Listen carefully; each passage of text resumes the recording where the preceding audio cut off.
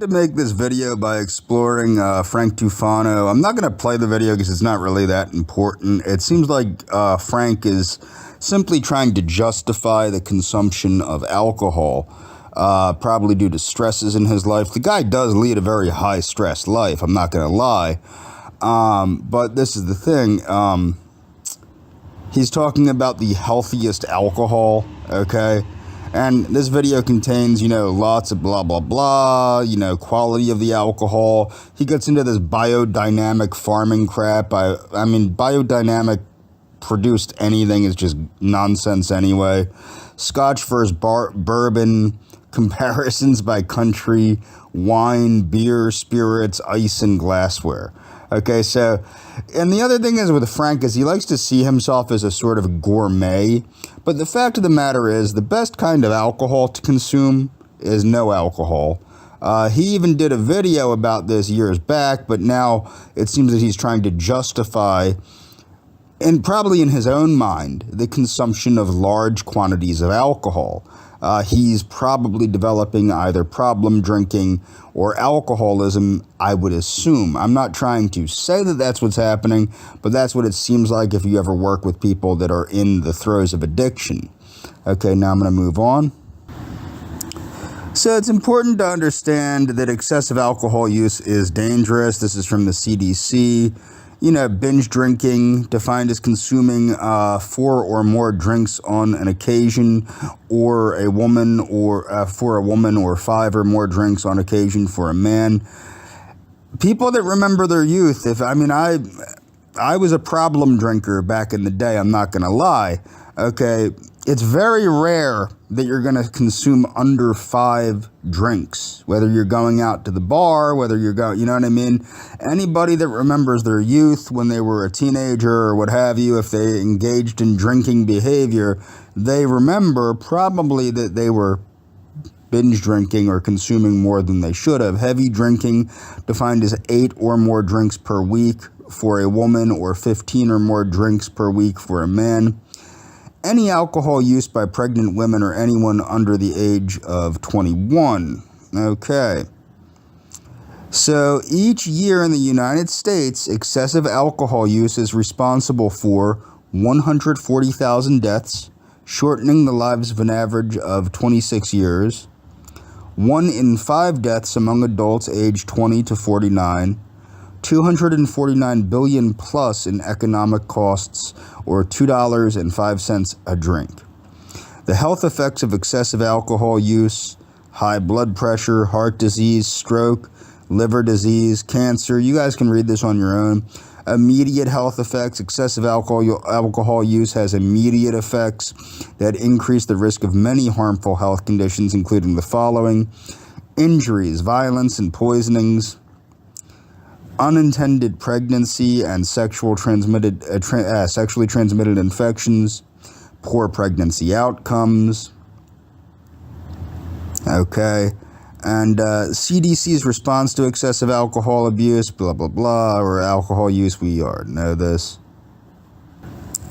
Light to moderate drinking may carry risks to brain, new study says. Researchers from the University of Pennsylvania analyzed data from more than 36,000 adults and found the link between alcohol use and aging was scaled depending on the level of consumption. So keep that in mind.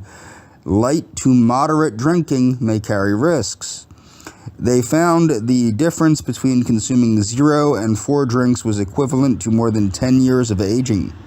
It's not linear. Study co-author Remy Daviette said it gets worse the more you drink.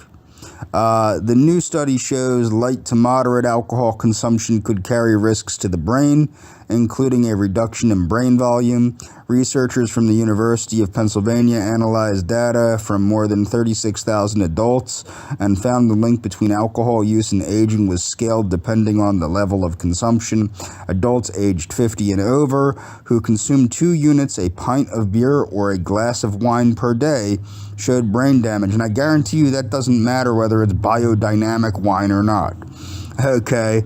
They showed brain changes equivalent to 2 years of aging. These findings contrast with scientific and government guidelines on safe drinking limits. For example, although the National Institute on Alcohol Abuse and Alcoholism recommends that women consume an average of no more than 1 drink per day, recommended limits for men are twice that, an amount that exceeds the consumption level associated in the study with decreased brain volume. He added. Okay, researchers said viewing 36,000 MRI scans from the UK Biobank, which holds genetic and medical information from 500,000 British middle-aged and older adults, enabled them to calculate gray and white matter in various regions of the brain.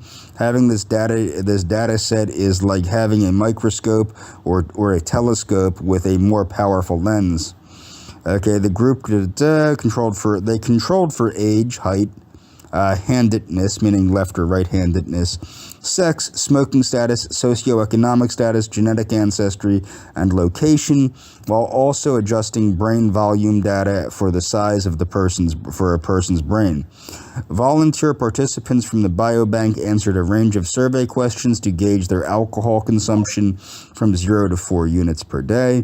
When grouped based on consumption, researchers noticed, and this is probably people claiming they're drinking less than they actually are, so that is important to keep in, because it is, a self-questionnaire thing. People tend to fib on those. When grouped based on consumption, researchers noticed a corresponding reduction in brain matter with the amount of alcohol a person drank each day. It's not linear. It gets worse the more you drink. Researchers found a difference between consuming 0 and 4 drinks was equivalent to more than 10 years of aging. There is some evidence that the effect of drinking on the brain is exponential, meaning, so one additional drink in a day could have more of an impact than any of the previous drinks that day. That means that cutting back on that final drink of the night might have a big effect in terms of brain aging. So, what is problem drinking? Okay, what's a problem drinker? Many people fall into the category of problem drinker, but what does this label mean and how can it help you understand? A problem drinker is not an official diagnosis, but a phrase used to describe people who misuse alcohol but don't necessarily need medical treatment, peer group support, or a spiritual awakening to stop or modify their drinking patterns. Often having a sufficient reason to cut back or a particularly embarrassing or frightening experience caused by drinking is enough to signal a problem drinker to self-correct. Many one-time heavy drinkers merely grow up and change their behaviors. How it compares to alcohol use disorder. If you have an alcohol use disorder, on the other hand, all the willpower and self-resolve is often not enough, despite repeated attempts. For a person with an alcohol use disorder will likely not be able to curtail or quit drinking without outside help from a healthcare professional, addiction counselor, or self-help program or recovery program. Labels aside, symptoms, of course, we've already gone through this, and I'm going to move on. So this is funny because Tufano states that he is, that parasitic infections are not that common, and I'm going to show evidence from the CDC stating otherwise, but let's go on. What's up? How are you guys? Today we are talking about parasites, more specifically the idea of some type of big bad worm swimming around in your stomach, eating all the food, making you sick. And there's a lot of fear-mongering around that, in a sense that parasites are... Keep in mind, a lot of, quote, fear-mongering around that. We'll see when I read the CDC's version of what's going on with parasites in the United States. Not nearly as common as you would think. There's so many cleanses, protocols, like parasite supplements people are selling online, posting weird pictures of their bowel movements, thinking they have parasites. You mean people are selling supplements online? That sounds like somebody I know. I mean, wait, let's take a look here. High quality foods, grass-fed meats, vitamin, mineral, and glandular supplements from organsupplements.com is one of his websites. Interesting. Which will generally not survive in a healthy, functioning person. Usually they're sick or unhealthy or immunocompromised in the first place in order for the parasite to be able to survive the human digestive system. In some cases you will have severe weight loss, extreme hunger, nausea, diarrhea, deficiencies, but those symptoms can actually be identical to candida overgrowth, a fungal infection, which are far more common and more likely and just as dangerous, if not more dangerous, to your health. Extreme cases of SIBO, SIFO will have people thinking that they have a parasite infection. And then if you think about, okay, what did I eat? What did I do? Am I traveling in a new country? It's very, very unlikely that you actually have a parasite. And you can't really blame people for self-diagnosis. Which he bases on what? Has he met these people he's talking to? Has he gone through their feces? Has he looked at their feces? Has he seen their digestive contents? Has he examined what they ate? Or is he just stating this? How would he know what people know? This stuff because a lot of the time doctors don't know how to fix digestive issues. So, you look at your bowel movement, you see some weird stuff, you think you have a parasite, whether it looks like, eggs or segments of a worm, might not actually be the case. It can be easily tested by submitting a stool sample to a lab. Just go to your doctor, say you ate something weird, you're having stomach issues, ask him if you can get tested for a parasite. I'll be honest, at least this time he's encouraging people to go to a doctor. That might be one of the first times he said that. That's actually a little heartening. Parasite, and you're probably not going to have it, which then makes you worried because you still have digestive issues and it's not a parasite. Now, these protocols, these parasite cleanses, big problem is that the elements that are in those can make the bowel movements reminiscent of a parasite. Candida itself, the fungus, sometimes looks like strings, which someone might think is a worm, but I have never heard of a parasite cleanse that contained candida. They have candida. Doing extreme antimicrobials can strip the gut lining, and you'll have strands of mucus, parts of your intestinal lining, which looks similar to a worm. I guess a little bit. Anything involving seeds or pills like capsules can easily look like eggs. So it's much easier to say that you have digestive issues as opposed to looking at your poop and thinking you have a parasite. I see people eating like papaya and pumpkin seeds and then saying that they're pooping out like the eggs from the worm. It's just it's okay. I'm gonna move on and I'm gonna explain what the CDC has to say about this. So a parasite is an organism that lives on a host or in a host and gets its food from or at the expense of the host. Okay, these are protozoa. These are microscopic single-celled organisms.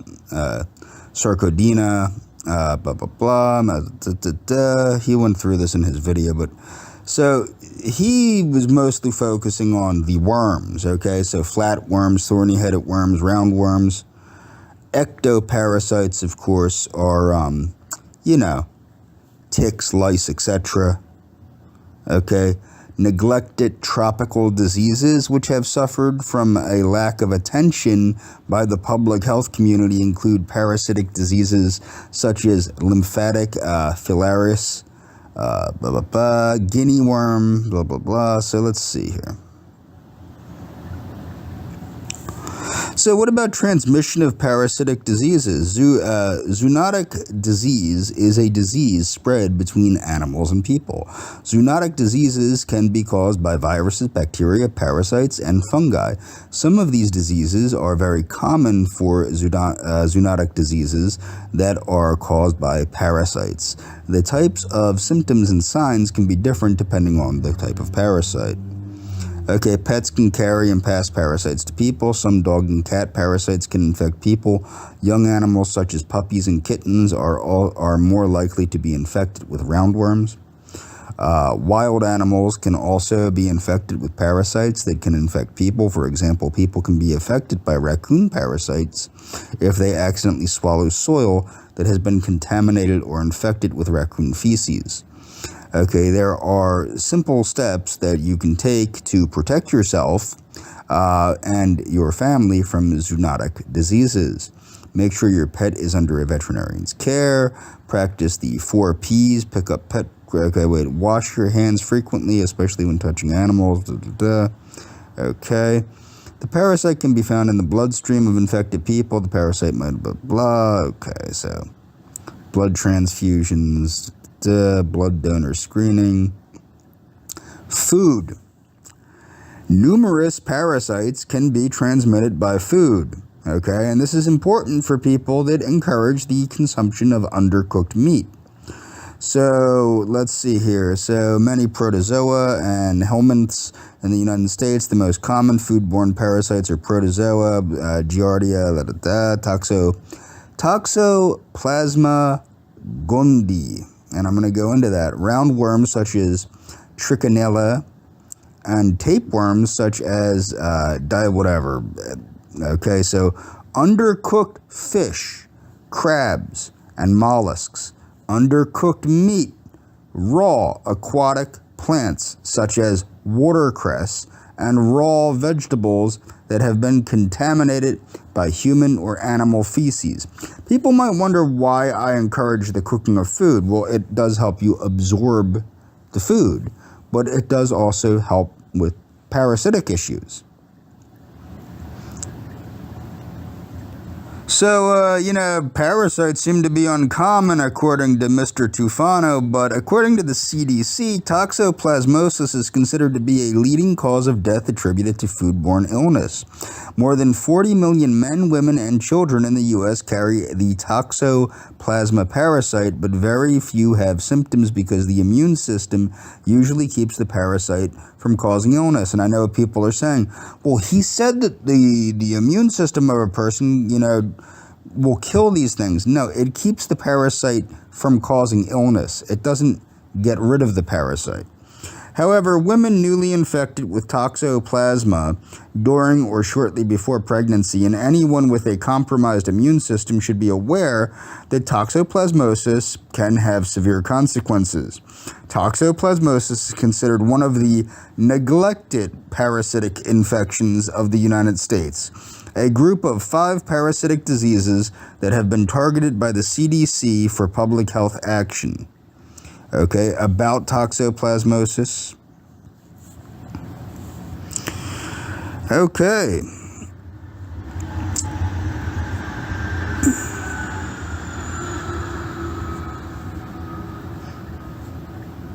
Toxoplasmosis is an infection caused by a single-celled parasite called Toxoplasma gondii.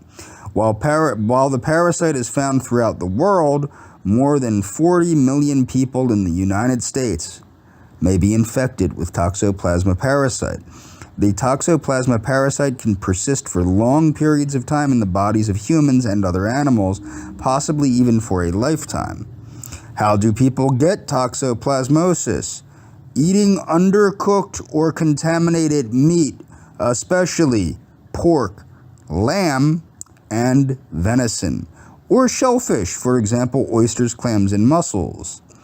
Accidental ingestion of undercooked or contaminated meat or shellfish after handling them. Eating food that was contaminated by knives, cross-contamination. Drinking water contaminated with it. Accidentally swallowing the parasite.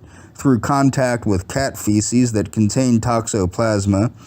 This might happen by cleaning a cat's litter box when the cat has shed toxoplasma in its feces, touching or ingesting anything that has come into contact with cat feces, accidentally ingesting contaminated soil, mother-to-child congenital transmission, receiving an infected organ transplant or infected blood via transfusion. What are the signs and symptoms? People who become infected with this parasite are not aware of it because they generally have no symptoms.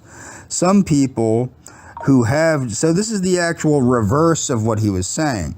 Most times you have parasitic infections, and I've had parasitic infections from eating undercooked fish primarily and raw meat. My father actually gave me raw meat as a child because I was anemic, and he would feed me raw hamburger and things like that, and I've developed parasitic infections due to these things, and I've had it diagnosed by doctors, etc. So I know that it's real, so most people, and most of the time you will not have any symptoms from a parasitic infection.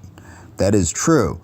Unlike Frank, who says you'll have all these digestive symptoms and think you have a parasitic infection. Usually the reverse is true. Usually you will not know you have a parasitic infection and have one. So some people, and remember, I'm not a doctor, so this video is not medical advice. Some people who have toxoplasmosis may feel as if they have the flu, with swollen lymph glands or muscle aches. Severe toxoplasmosis causing damage to the brain, eyes, and other organs can develop from an acute toxoplasma infection or one that has occurred earlier in life and is now reactivated. Signs and symptoms of ocular toxoplasmosis can include reduced vision, blurred vision, often with bright light, redness of the eye, and sometimes tearing. Most infants who are infected while still in the womb have no symptoms at birth, but they may develop symptoms later in life. Who is at risk of toxoplasmosis? Infants born to mothers or who are newly infected with it, persons with severely weakened immune systems and with AIDS, blah, blah, blah.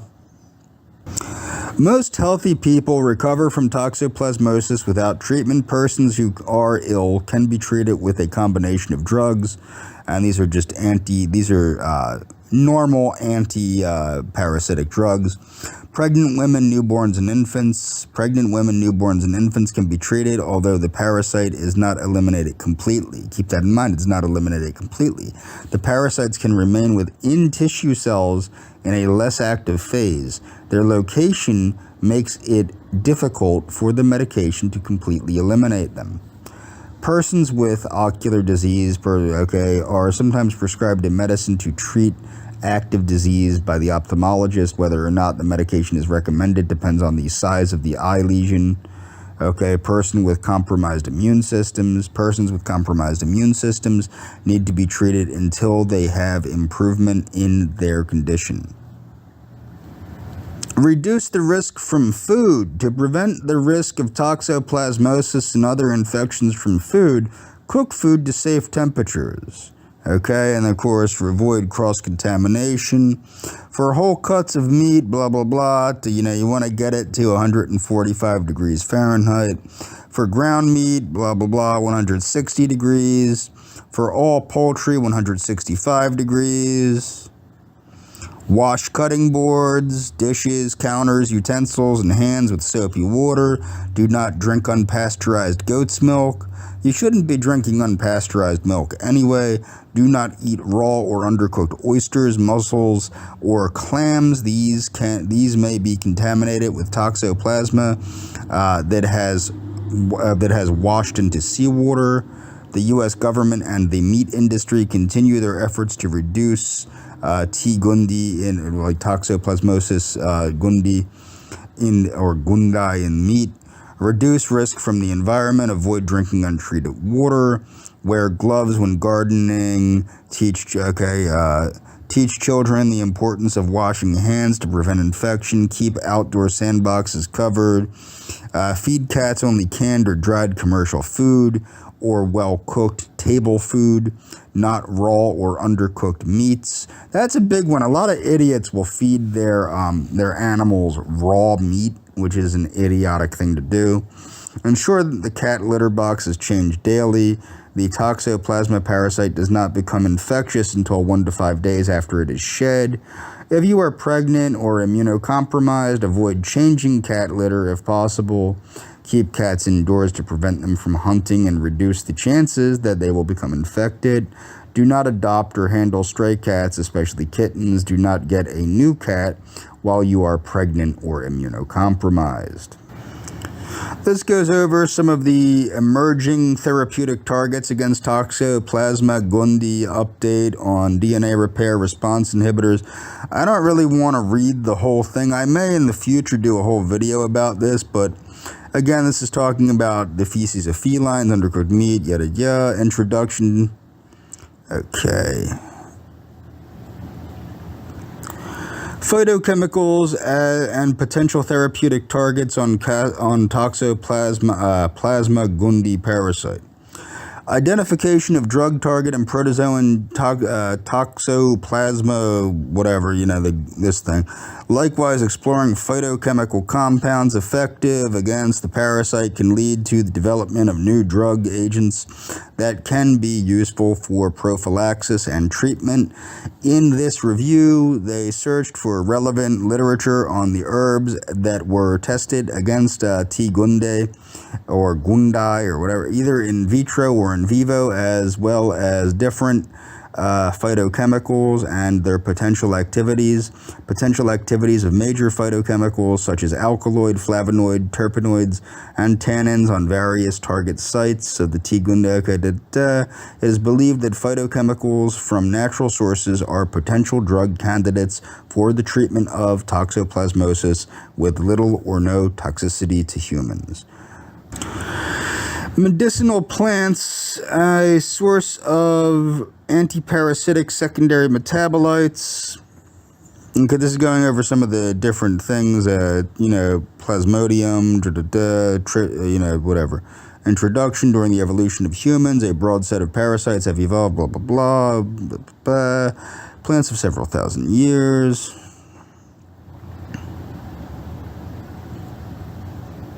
Many promising results have been obtained so far to kill parasites or their vectors in vitro. However, a translation of these results into clinical practice is a neglected field. In this review, special focus will be on medicinal plants used in traditional medicine against parasitic infections.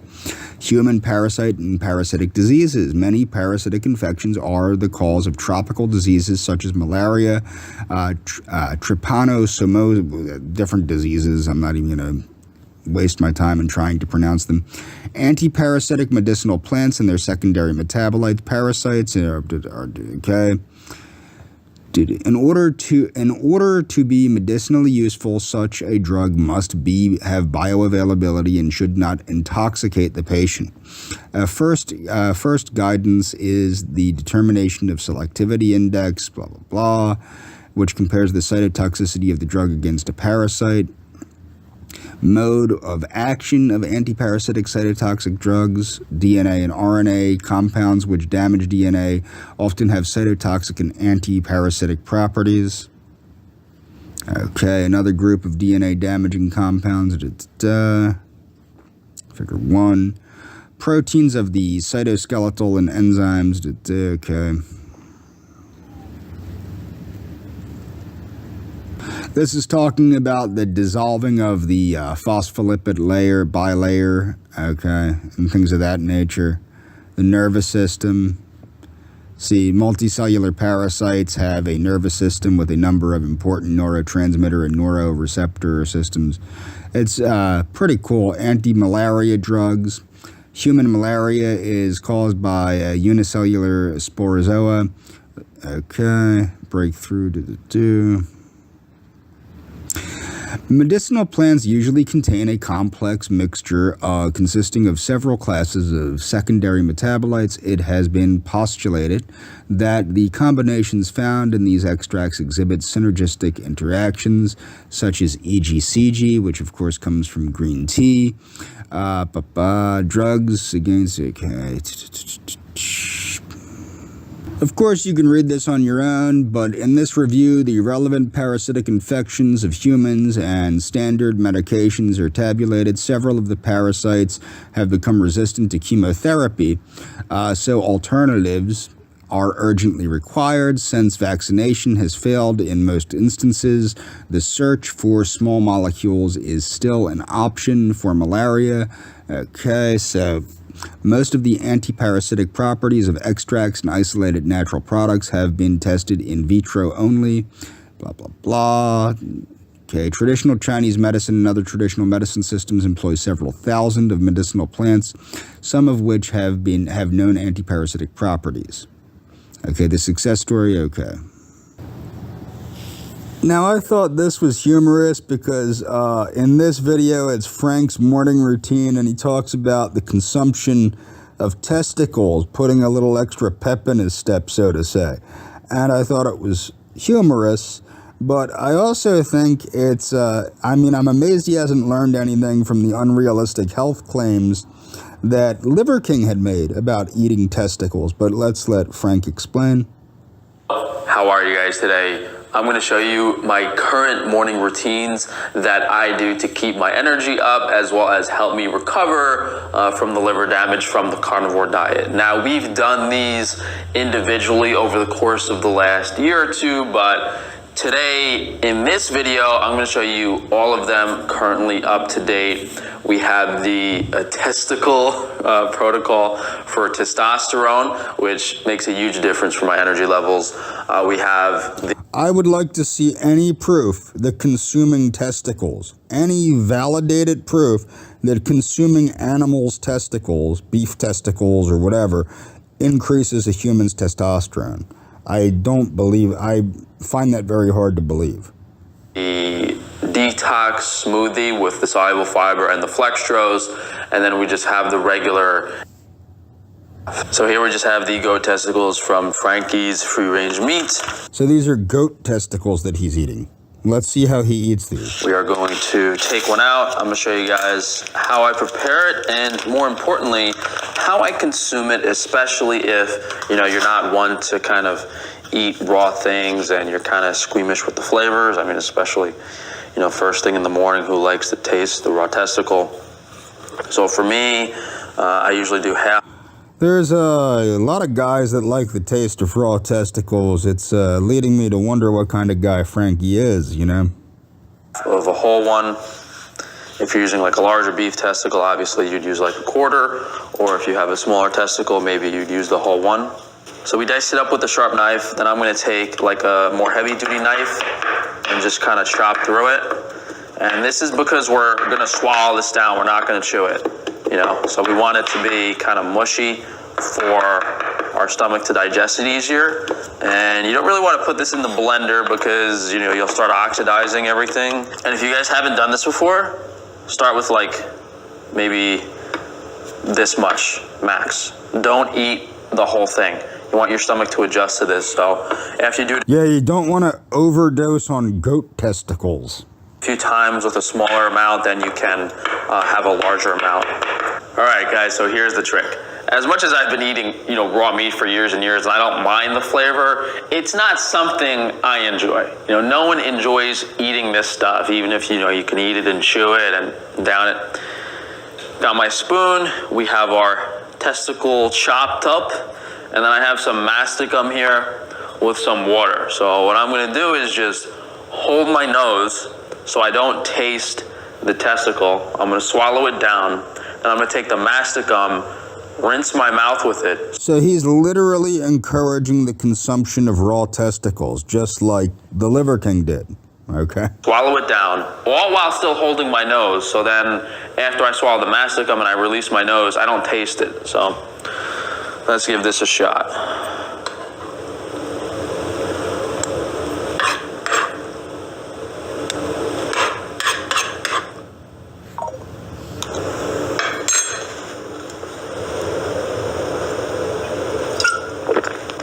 as I'm swallowing this down with my nose held down, I don't taste it at all.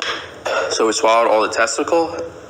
Now we have that. Could you imagine this as part of your morning routine? Holding your nose, drinking mastic gum, and choking down raw testicles. What kind of morning routine is this? A teaspoon of mastic gum. Actually, you know what? You want to take about half a teaspoon. You don't want to take too much of this. Actually, if that's a powder, if that mastic gum is in powder form, I don't know if it is, but that could cause choking very easily. I don't think that's a very bright move to be doing there. That's like kind of taking, if that is powdered mastic gum, that would be like trying to take powdered Metamucil and then drinking on top of it and hoping you don't choke to death.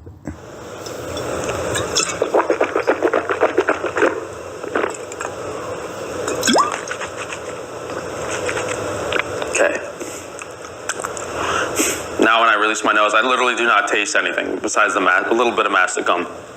Now, the mastic gum is ground into a powder. We have this on organ supplement. That answers my question. And what's funny is, if you notice, he was talking about in the parasite video about these dishonest people selling these supplements online to get rid of parasites. Well, there's some evidence that certain things do help get rid of parasites. Is there any evidence that, yeah, I mean, he's plugging, supplements here. .com. I just use a spice grinder, coffee grinder, which is on my Amazon shop to make it into a powder. And you really just want to make sure this is the spice grinder, Mueller, Amazon.com/shop/Frank Tufano. And just make sure when you put that half teaspoon of mastic gum in your mouth to swish it around really well with the water so that it kind of gets rid of all the taste of the testicle. So that is basically... Are you hearing this? So it gets rid of all the taste of the testicles. Seriously. This is insanity. Now I'm going to move on. So, improvement of testicular steroidogenesis using flavonoids and isoflavonoids for prevention of late-onset male hypogonadism. Okay? So let's see this. So I'm going to show you, there's reason to believe that a high meat diet might actually lower testosterone, but flavonoids and isoflavonoids may help prevent late-onset hypogonadism. So obviously I skipped ahead a bit. You people can read this on your own. Flavonoids and steroidogenesis. Since their discovery, flavonoids have been associated with numerous health benefits, including cancer prevention, reduced risk of cardiovascular and neurodegenerative diseases, and delayed aging-associated symptoms. Having a chemical structure similar to cholesterol and other steroids, flavonoids may influence the production of androgens. Okay, so flavones differently from flavins. Flavones are characterized by the presence of... Okay, so...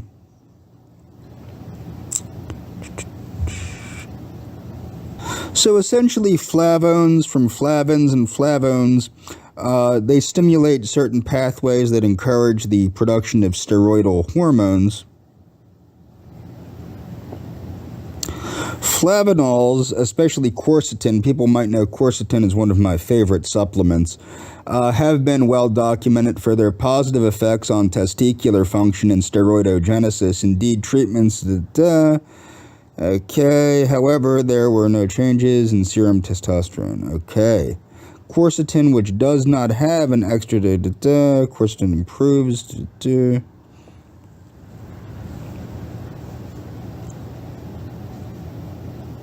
Quercetin again increases these genetic expressions. Quercetin also contributes to the improvement of testosterone production.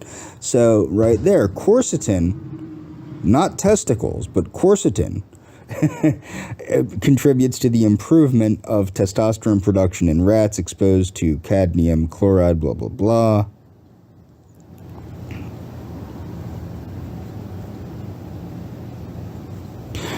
Again, you guys can read this on your own. This is from Fox News. Diets with too much meat may cause health problems, low testosterone in men. Okay, new study suggests that having a diet with too much protein can cause serious health problems. Now, when they say protein, they mean protein from meat sources. Okay, study a and that's going to be all for this video.